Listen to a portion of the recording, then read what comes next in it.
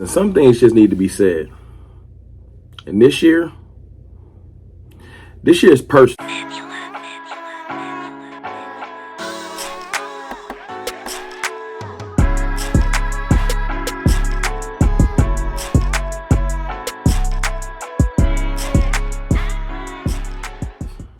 Good people, it's your boy Mr. Rome, Cowboys fan talk, right back. Like I never left. What's up with y'all, man?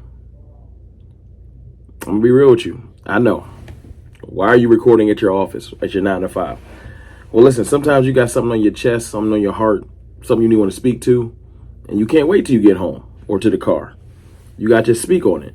And you know, I've said this plenty of times. If you've been following me for a long time, I appreciate your support, all the new subscribers, etc. Having a platform is a blessing and a curse sometimes. You know, sometimes you don't want to speak on things, but you got to. Sometimes you wish you could speak on things and you can't. But sometimes you have the blessing of having a voice that's a little bit louder than other fans. And I want to make no mistake about it. It's a blessing to have that voice because you guys are the reason I do. Everybody that supports me and helps amplify my voice, I do it for y'all. That's why it's Cowboys fan talk. If it was all about Rome, it'd have been Rome fan talk. It's Cowboys fan talk because I'm a Cowboys fan. I'm passionate about the team. I love the team. And I feel sometimes I speak for y'all. That's why sometimes I laughingly or jokingly call myself the people's champ. But, you know, earlier this week, you know, right before the schedule release, you have those moments where you want to be optimistic. I call myself Optimus Prime, you know, as a joke. I stir of the Kool-Aid and, you know, the one that is always half glass or glass half full when it comes to Cowboys content. And people get mad at me for it. You know, when I first started doing stuff in the kitchen years ago or in my office at my other house, you know, it was kind of like I was held in a high regard. You know, he speaks for us. And then as I started to gain somewhat of a following, you know, because I'm not nowhere near some of the giants in the game, you know, Law Nation and Vash Lombardi, Mark Holmes, Shango, Foots the King, Okoye Media, Sky. You know, there's some real big giants in this game. And I appreciate the fact that I'm a part of it. A part of it. Because it's a big deal to be a part of this community. And I don't take it for granted. You know, but as you start to get a footing, people start to, let's just say they don't like you like they used to. But it's fine. It's fine. I knew this year was going to be different. This year was going to be personal because this year was one of the rare years where it's so much change afoot, so many things that can change our season or kind of direct us in different directions. I looked at it like this is going to be tricky because usually when the schedule comes out, I look at every game like, yo, we ain't losing the game. We just not losing the game. I don't say it's losing the game, but this one was different because this is the offseason where I watched our front office seem to almost sabotage the team. Not try, no put no effort in. It kind of was just like mind-boggling and confusing.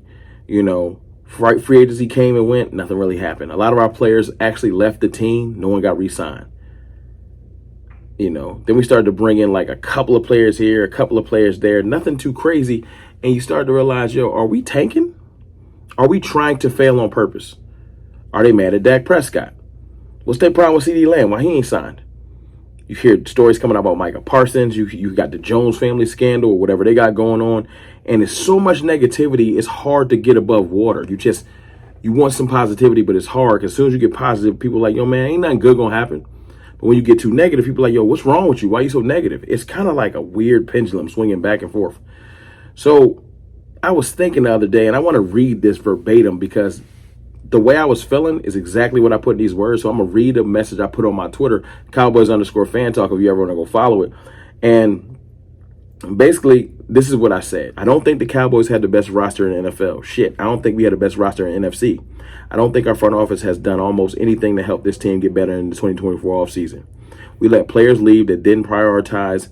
We let players leave and didn't prioritize signing our own players.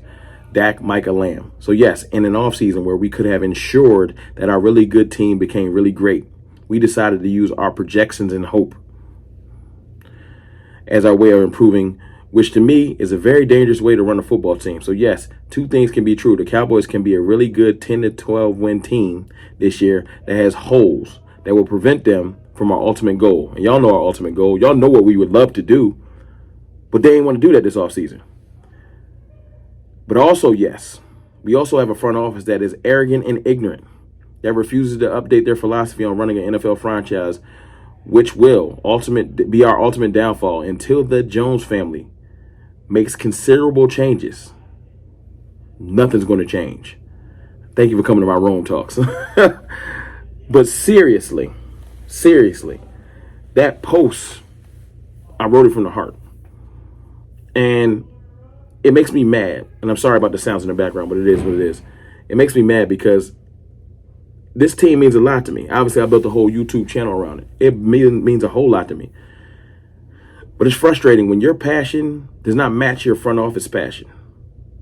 There's mad teams around the NFL where their ownership group understands their fan base's passion, and they go out there and do things to feed that fan base, to make that fan base feel like your blood, sweat, and tears supporting this team does not go into vain. Our front office seems to not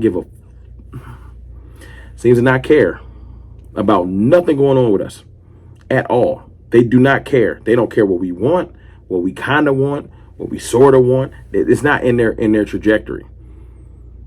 So yes, this year is personal because it's a very conflicting year. I want us to have all the success in the world. I want us to go on to win the Super Bowl. But it's frustrating when you see him not support your franchise quarterback that's done nothing but performed on all the stages. I know he's had failures in the playoffs, but I don't look at it as his failures. I look at it as the team and the front office failures.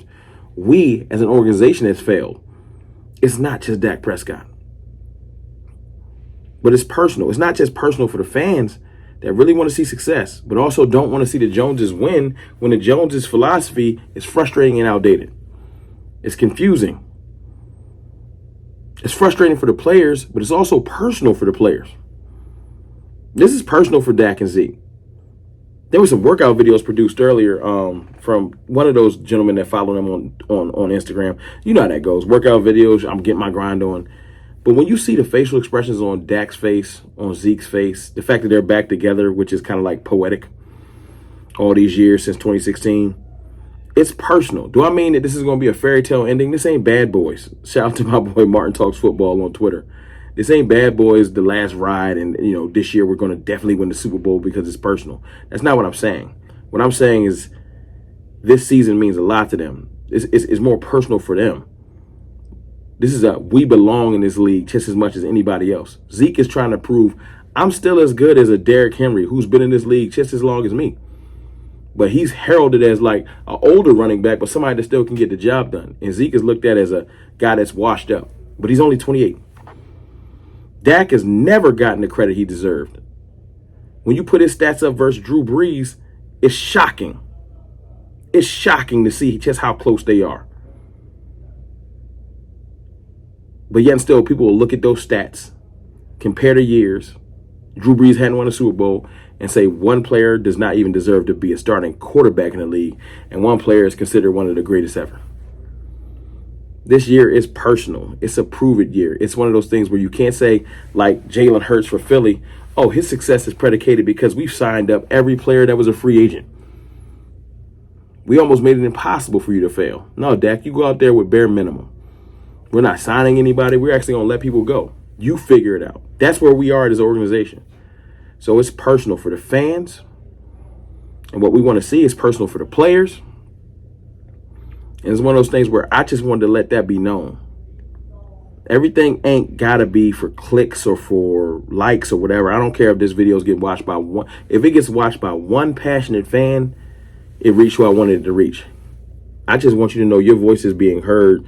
You're being understood. This season, how this is shaping up, it's just as frustrating, confusing to you as it is to me. And I just wanted to say, you ain't alone. You are not alone. This year is personal. I want nothing but success for the Cowboys. But it's not as easy as that when you're a Cowboys fan. There's so much more that goes into it. With that being said, I wish our boys nothing but success. I hope this year turns into everything we want it to be. And maybe in the most confusing, poetic, stars align type situation, maybe this will be the year we make a deep playoff run against all odds. Or maybe it'll be another year of failure. I don't know. It's your boy, Mr. Rome. Please let me know in the comments what you think, man. Because this off season is personal. Is it personal for you as it is for me? Let me know.